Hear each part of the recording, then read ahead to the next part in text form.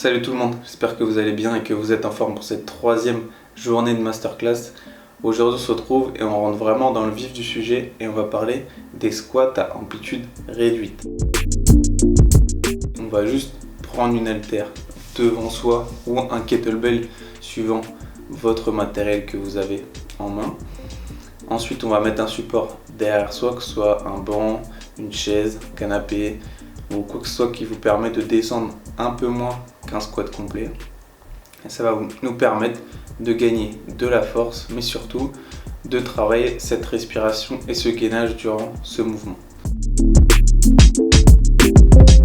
Donc du coup, on part sur une base où on a le poids devant.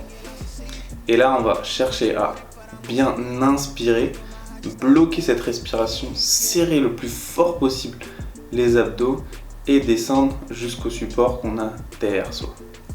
Une fois qu'on est à ce support là, on va bloquer ne serait-ce qu'une seconde en effleurant le banc et pousser et souffler en contractant les quadriceps et les fessiers. Donc quand on est dans cette situation là, bien penser à ne pas relâcher les abdos quand on est en bas, mais bien garder les abdos bien contractés du début à la fin. Donc bien penser aussi à bien garder les genoux dans l'axe des orteils et toujours garder le bassin bien neutre du début à la fin pour pas qu'il rétroverse durant le mouvement, pour pas avoir mal au dos. Donc voilà.